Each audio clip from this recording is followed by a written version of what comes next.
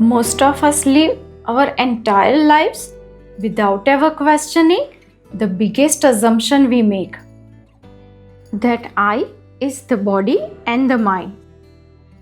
But what if that assumption is the reason peace always feels just slightly out of reach?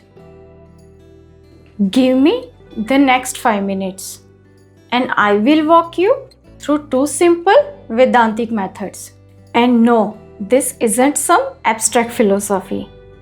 This is something you can verify right now in your own experience. Think about how we talk every day. I am tired, I am stressed, I am not good enough.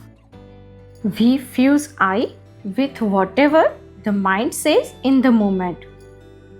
And that's where the struggle begins. Vedanta flips the script with a question that can change everything. If you can notice your body and watch your thoughts, who is the one noticing?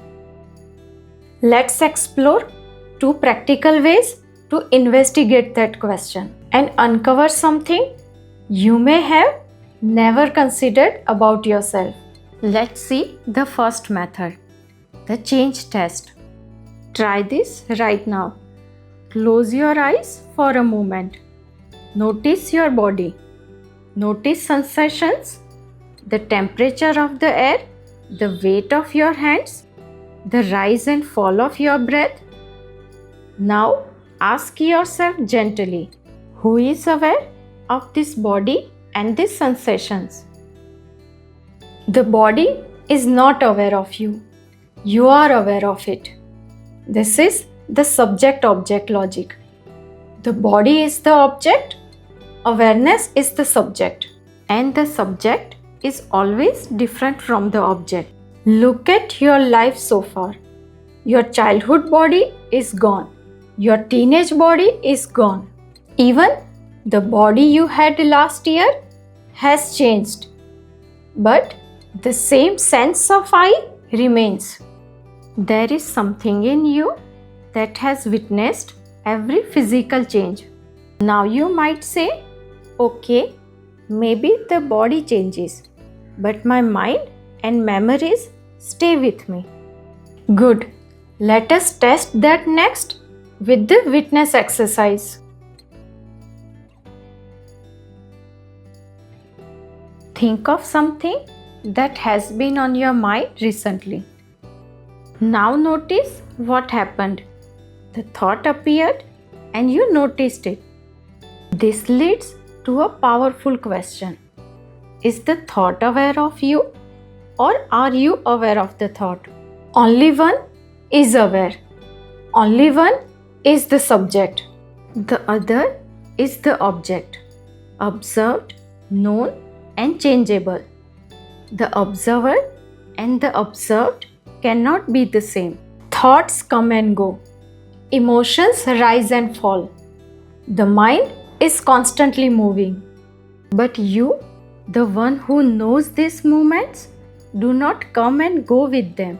Vedanta calls this Sakshi, the silent witness, the awareness that never changes even when the mind does. So here is what we have established. You are not the body because you can observe it and it constantly changes. You are not the mind because you can witness thoughts and emotions as they appear and disappear. You are the unchanging awareness that experiences all of this. You are the screen on which the movie of life plays, not one of the characters inside the movie. This is not just philosophy. It is something you can test at any moment by simply asking, who is aware of this change? You might now be wondering, if I am not the body and not the mind, then who am I? This is exactly what we will explore in the next video. Freedom comes from letting go of false identities, not adding new ones. If this shifted something for you, hit subscribe so you don't miss that next video. And if you want to go deeper into Vedanta with a supportive community, check out the Vedanta book club link in the description. Before you go, try this for the next 24 hours. Whenever a strong thought or emotion shows up, pause and ask, who is aware of this right now?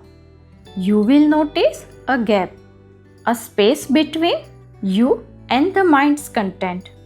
Thank you for watching, and I will see you in the next one.